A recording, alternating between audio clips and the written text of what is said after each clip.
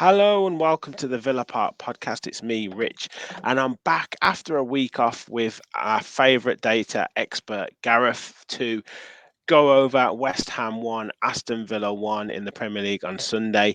And we're going to delve into the details. We've got our match of the day start analysis slides, and we've got our usual kind of player influence XG to go through as well. But first of all, Gareth, after a week missing, very busy last week, mate. Great to have you back on board. How are you doing? Yeah, apologies. Yeah, very busy. Snowed under last week, but yeah, it's good. Yeah, I'm good. Thanks, mate. Good. And as always, please do remember to hit the like button, subscribe if you're new to the channel, helping us to grow even more than we are already, and comment any questions you've got, anything you think about this show, and obviously the great analysis that Gareth provides. So just quickly before we get into like the slides and stuff, Gareth, obviously a draw at West Ham, a ground that we don't do too well at in terms of results, and a manager that we've kind of had, he seems to have had the number on us in David Moyes. Eh, Overall, could you be kind of quite satisfied with the point, or would you suggest it was a bit of a missed opportunity? Uh, I think it's a bit of. I mean, nothing but positives for me. I think, to be honest, I think you know it's a difficult. I wouldn't say it's a difficult place to go. Should we have capitalised, considering the position, sort of, and the way West Ham have been playing, and sort of eyes on Conference League and stuff like that? Possibly, but like you've just hit the nail on the head, it's always been a difficult place for us to go. We've not done particularly well there in the past. West Ham seem to be a bit of a side for us that we struggle against. Mm, I think a point is a good result. yeah, I came away feeling more than satisfied that a point was a good result, especially away from home. Away from home, I've said it on here many times. Away from home, it's vital that you try and get as much away from home in games as you can. And I think we did that. yeah, yeah. No, that's a fair assessment. I would tend to agree. And moving on to the first slide, our kind of usual one, which is the player influence and the passing combinations. Not the player influence, sorry, the player X threat and the passing combinations. And obviously, you can see the heavy use of Martinez to Mings and Mings to Konza, Mings to Louise, but we're seeing those like passing networks a lot more now. And I don't know if it's you're feeling this as well, but I'm just like feeling more confident of like the way that we're passing through the midfield, the way that we're passing the ball, and the options that players have got on the ball. That we're obviously always going to give it away at times, but I'm a lot less kind of heart in mouth when we've got the ball. Yeah, I think if people go through the previous, excuse me, the previous passing networks that we've seen, you will see a continuous improvement on them. And I think this is the case here. We know that they like to build up from the back. We know that they like to play from Martinez to Mings usually. And we know that they usually like to play out from Mings, usually to Dina, but it was Mourinho on this occasion. And I think this is where the data and everything else backs up the eye test perfectly. We all know that Mourinho was probably one of the better players in the game. He created a lot. I think he completed 3 out of 5 crosses successfully, and we will start to see. We'll follow this up later on in the pod, and this is where the eye test again, like I say, backs up the data, but also on the stills we're going to see later, and we'll start to see that we can see that what was being related on what we were seeing is backed up by the data, and I think that this sums it up just nicely. And the playing out from the back and the workings and the width of those two centre backs is getting more and more in the build up. We're not playing silly passes. We're not sort of putting players into trouble in the first phase. And I think again we saw that on against West Ham. Yeah, yeah, no, yeah, it's definitely, like you say, you've backed up there. Like what people are seeing with their eyes is kind of like you say is backed up with this data, Exactly. and Yeah, exactly. And this is why we do it, in sort of my yeah, sort of line of work. This is why we do it. We're there to provide that sort of backup analysis for what the video and the eye test shows us. And I think there's continuous improvement. I really do. I can see it with my own eyes, from there's continuous improvement, especially in the build-up play. yeah, really, really helpful. And then obviously like our player influence, Ming's quite a lot of influence, and this is average player position as well, isn't it? So based on that, but yeah, obviously players across the pitch having, a lot of the ball, and it's good to see. Yeah, exactly that. And I think, we can see this is, again, as we say, this is involved in players who are more involved in passing sequences. Hmm. And again, Mings is that one. We can see, again, it backs up from the eye test. And again, it backs up from the data that we saw on the passing networks that Martinez to Mings to Moreno, etc., is the better option. And it's happening more and more. That's the way it is. It's just got to be, we have to be careful that as a side, that doesn't become too predictable, Yeah, because yeah. we're seeing it a lot. And if fans see it and I see it, be sure that other Opposition's going to analysts sit. and coaches are seeing Yeah, it. yeah, yeah. Well, So we have to be careful. yeah, 100%. But what was obviously it's that pass to Mings and then across to Conte. But what I liked, I thought Conte was a little bit more assured on the ball. I don't know if it's at my eyes or what, but he seems to be getting used to the way that we're playing and being a little bit more assured on the ball. And also McGinn, obviously dropping back into that position was much more. But I think it's down to options. The players now have two or three or four even options when they're receiving the ball, and that not only gives defenders doubt in terms of where they're going to pass it, but No. obviously it gives the player on the ball more confidence in the fact that they've got more choice of where to pass. Yeah, exactly that. And we look for certain things, especially in coaching methods. You're looking for confidence on the ball.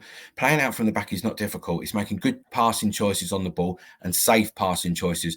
And you're right about Conte. You've hit the nail on the head. He is a lot more confident. He looks that more confident, but it's about having that structure in place that makes those players more confident in being able to do what they're being able to do. Not playing straight passes into Douglas Luiz from Martinez, for instance, who are going to put players in trouble. Take your time, spread that play, and we'll see that in the slides moving forward. Cool. Well, we'll whiz through our XG ones. What's you're the expert on the XG. What's this kind of telling us in terms of how the chances were created and where they were? Yeah, I think this is where your sort of item, what you said was, should we have got more away from home, kind of towards this a little bit. 15 shots away from home is a decent return, especially at West Right. Ham. You know, should we have got more from it? Possibly, but our shot locations there are not not that great, really. They're sort of more to this sort of right hand side. A few of them are from Bailey, I think. The cutting in sort of Yeah. techniques and so forth and so forth. And the big diamond for West Ham is obviously the penalty, which we've Yeah. included in this XG because it's the whole total XG, not just the Right. non-penalty one. So it is a little bit worrying that there's a fair few shots from West Ham inside the box, which we've got to defend that box, I think, a little bit better. But away from home, we'd expect that. Yeah. They're low quality XG chances. So overall, not really that much to Not complain too bad. about. Yeah. Yeah. And then quick look at timeline and then the game flow. Yeah, For me, just as then layman's looking at it, this part here where we kind of increased a bit right at the end was John Duran having a little bit of an impact when he came on. quite possibly. Traore maybe. Yeah, quite possibly. I mean, what I would say first of all is we take the 0.79 that a penalty is usually awarded. We take that away, and West Yes. Ham have only got a 1.43 xG. So Yeah. we've actually sort of created better chances than them throughout that game, bar that penalty. And what I took from this was it was nice to see a little bit more activity inside the first half. A couple of sort of decent chances. We took the initiative, scored the early goal. All right, a bit unlucky to concede the penalty, some might say, but we continued to build. Even in the second half, there were still those few extra chances. And like you say, Duran coming on, Trell, that freshening up on sort of 60 minutes. And that is when Emery likes to make his substitutions. Gerrard was exactly the same, started to make substitutions around the 60-minute mark and then sort of made more sort of as it went on. So in terms of that sort of strategy, Emery is very similar to Gerrard. He makes Yeah. substitutions at exactly the same times overall. Yeah. And then this backs up your theory around kind of some chance, the flow of the chances. And like you say, score, then West Ham have a bit of threat, then we kind of have a little few chances again towards the end of that half, and then quite considerable chances for us in the second half, or threat in the second half. Exactly. And that's important because as we've talked about on this pod many times, is that we don't do too bad in the first half, but yet the second half we do as well, but we don't sort of then improve upon that. And we have been doing that recently. And I think as we can see here, the 1.75 expected threat that was awarded through total throughout the game. And in the second half, we can see we had the better of it. in Mm. terms of extra threat, and that's all created through passes and carries. So we can see, and I think that's where I would say that Ramsey, I think, was a little bit better against West Ham, chose to Yes. drop deep a little bit and carry the ball better into sort of threatening areas, and the passing from McGinn and everything else was a lot better. Yeah, yeah. Well, you sound very, very positive, to be fair, Gareth, and we'll obviously come on to the slides in a second, like the still images. And while I'm just getting that screen up, please do hit the like button. It really helps us to grow the channel, and helps with Gareth providing this information for us. And obviously, the more subscribers we get, so if you are new, hit that subscribe button, help us really grow and move on to 2,000 subscribers, which we are on the road to, but need a little bit of a push. So we've got a few stills to go through here, and we talk about shape. What are you looking at here? What have you noticed here, mate? Okay, so I mentioned early on in the pod that the two centre backs, we're seeing a bit more of a spread across that back four. We're seeing the centre backs. You can clearly see there that the idea is get those two centre backs, Mings and Konsa, to the points of those 18-yard box, so there's a width. So if you're playing against a 4-1-4-1, or you're playing with just an opposition that's got one central striker, he can't mark both of you. Mm-hmm. And it's so therefore you are then deciding on where you're going to play, but it's being sensible. And we were sort of a bit helped by West Ham sort of not being as front pressing as maybe what some other sides would be. So we have to take that into account. But yeah, we can see the width there. You can see there's a proper structure going on, and a much better one. Again, the box midfield is in sort of, we can see that a little bit with Ramsey dropping in and Buendia, Louise and McGinn, wasn't it? So we can see that, but it's pushed up that little bit higher. That Martinez is not looking for a pass into midfield there. Not at any time. He's looking to play out through Mings and Konsa. It's just what he decides to do. Yeah, that's a good organised shape, and players looking for triggers. So as soon as probably Konsa or Mings gets that ball, then that sets those midfielders off. And then moving on from that, you're looking at, I guess this is where we're again looking at that shape to release. For Mings is kind of the starter, obviously the starter of the moves, or whatever we want to whatever we want to say. Yeah, this is where I think, excuse me, so I don't want to put Cash down, but a right back who is that option, the same as what Moreno and Dino are. This is important because we're getting this is the danger of being too predictable, which I talked about earlier. Is that we were always playing pretty much down that left hand side, whereas if you've got another sort of a right back that is like Moreno and a bit sort of less like Cash in many aspects, you've got two options there. You're not going to be too predictable. Like Manchester City, for instance, they can play out down both sides when Cancelo was there, for instance, or so it's a difficult thing. But again, the graphic here, which is from SofaScore, by the way, which if people want to check out, it's a great resource for sort of average positions and seeing how we're getting on in the game throughout on the app. And Moreno is important here. We can clearly see, like I said, there's an asymmetrical shape. So we're always going to play out down that left-hand side. Moreno is well over that halfway line. Cash is just going to drop in and sort of make a sort of a back three, if you like, in possession. But it's important that we're playing further up the pitch almost. Yeah, good. And I was saying this on our pod, like obviously we've got I don't know if it's a lopsided formation. That's probably the wrong term, but Moreno's is the term. Okay, there you go. But you've got like Bailey at the moment, who stays out as almost as a right winger. Cash then as a traditional right back, but Moreno's probably he's covering like two positions almost, isn't he? So it's a little bit of a strange one, like you say, that balance hopefully with a right back, whether it's Cash to develop or whether it's someone else to come in who can provide that attacking threat on the other side, will give us that bit more balance. I don't think there's that. I'm concerned about Leon Bailey. I think I know he can offer a lot going forward, but he has not developed any relationship really offensively with Matty Cash or Ashley Young. Really, it's a very difficult sort of scenario. Yeah. It's the same. Yeah. There's no overlap. There's no little 1-2s and stuff. It's I know what you mean. And then looking at obviously your feet. You spoke about Ramsey before. Sort of mentioned about him dropping a little bit deeper and trying to maybe get on the ball and be a little bit more threat running with the ball. What did you notice here with his part to play in the team?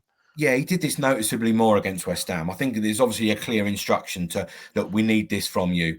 dropping in, take players with you and take players away. And this is exactly what happened here. A lot of the time, he dropped in sort of, even though he wasn't receiving the ball all the time, it was that movement that allowed that to take a midfield out from West Ham. Now, they were playing in a 4-1-4-1 with Rice as a holding midfielder, but Souček is not really that offensive as a midfielder. He would prefer to play in a 2 with Rice and not in that right-sided sort of, midfield position, centre midfield position, if you like.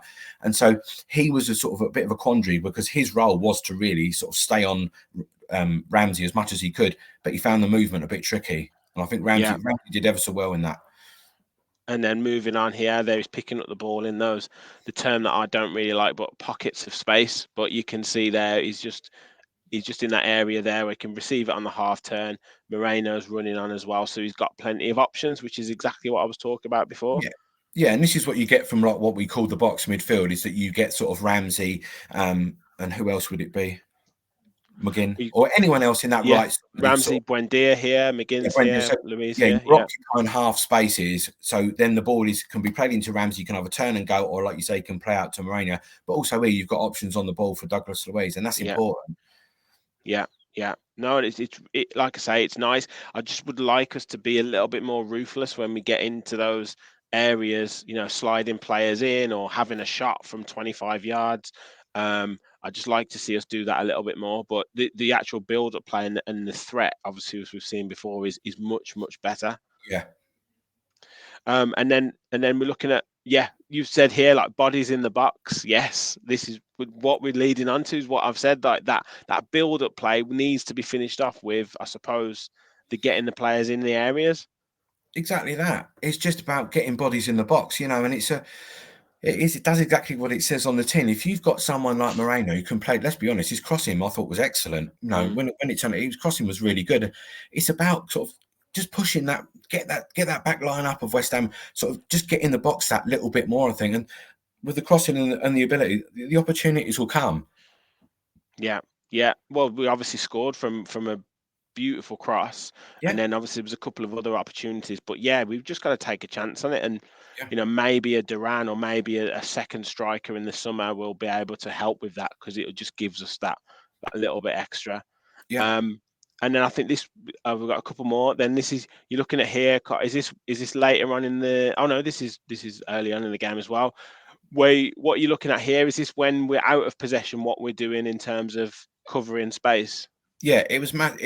Again, another thing that really highlighted for me was we had a really narrow back four, but yet that midfield four were quite spread out. It was brave. It was quite brave to be able to do that, but you've got Rice sitting deep, so you've not got to worry about that. Their fullbacks are not that high. You've got 2 centre backs, so essentially you've got 5 West Ham players in their own half, so you can afford to do this. But the back four was narrow, the midfield was spread out, and it was noticeable. It wasn't sort of a completely spread out, but they weren't worried about sort of wide areas, it seemed. They were more worried about Jared Bowen, I think. But and it was a high line as well, weren't we? West Ham just didn't do enough, really. No. I think they resorted to just looking for Bowen, and then obviously just trying to get set pieces. Yeah. It's a similar, but we're almost in a similar vein with Ollie Watkins, Rich. Is that we're getting a bit over reliant on one player scoring goals, and not really anybody else is contributing. And I think it goes back to the previous side and what you said about that second striker. I think we'll need that sort of big striker, and I think he'll end up playing like a 4-4-1-1, where he will have Watkins up top and he will have a second striker maybe sort of dropping in deep to hold the ball up, to bring in midfielders for then runners out wide. I think that's probably the way that he might go. Cool. Well, sounds good. We just got to get the right one, haven't we? And then later on in the game, you talk here about us shoring up. Obviously, Chambers came on, and I don't know, a few Villa fans kind of on Twitter I don't know, maybe it's not, criticism is probably the wrong word, but we're a little bit surprised that he shored it up and went for, obviously went to not concede, while still it showed we still had the threat going forward, but obviously he was looking at, like, a point is a good point away from home. Yeah, of course. I mean, it's difficult. If you're Calum Chambers, put yourself in his shoes. He's either going to play centre back, he's going to play a right back, or he could play anywhere, and he can play in centre midfield. Right, Calum, you're going on in centre midfield. You're going to sit there, and it's a difficult thing to achieve. It's not simple. It's a Premier League. It's elite level football. It's not the easiest thing to achieve, and he did the job. He did a job. He didn't really put a foot wrong when he was there. But what I would say just quickly as well is Traore looked to come into this system, and he looked quite at ease. I was quite pleased with that. Sort of, and look, he came on, he knew the role, he knew his role on that right side of that back six, as we call it at times when it was needed. And the substitutions were made at the right time and the tactics at the right time. They seemed to sort of do really well, because this is only a couple of minutes after he came on, I think. So, yeah, it's important that structure is in place and everyone coming on sort of can adapt to that. Yeah, and Ashley Young, I think, is a good substitution to make, particularly late in the game, because with someone like a Traore as well, he's going to make sure that he gets back into position, isn't he? And he's almost like the coach on the field, isn't he? He's such a clever player and such an experienced player as well. Yeah, of course, and that's what you need. I mean, you need that bit of experience as well as sort of the younger players and sort of coaching them in the game, as you say. Yeah. Well, that's absolutely amazing analysis, mate, and really, really helpful. Moving on into Bournemouth, we talked about getting a point away from home, which sets you up. Got to be 3 points on Saturday, hasn't it, mate? Nothing else. I can't see it. If there's a gradual, you're looking for improvement on week, and especially, like I say, getting a point away from home and a struggling Bournemouth side, yeah, it's got to be 3 points. It has to be, I think. Yeah, awesome. As always, mate, fantastic analysis. Let everyone know where you are on social media, please, mate. Yeah, at that Gareth JC, and like I say, anybody wants any of the slides or anything like that, just give me a shout. Awesome. And we've got questions coming in ready for our live show, which we'll do when it's convenient to you, Gareth. But I'm thinking international break, but we'll talk about that in the future. Yeah. But any questions anyone's got, as I say, we've already had some come in. Get them in. DM us at Villa Park Pod. Gareth can have a bit of time to look into it, and then we'll do a live show. We'll obviously take your questions in on the show as well. Everyone, thank you so much for watching. As I said before, please hit that like button, please hit that subscribe button, and comment what your thoughts are, how you think we're going to do against Bournemouth, what do you think we did right or wrong against West Ham. But as always, the last thing to remember is, thank you again.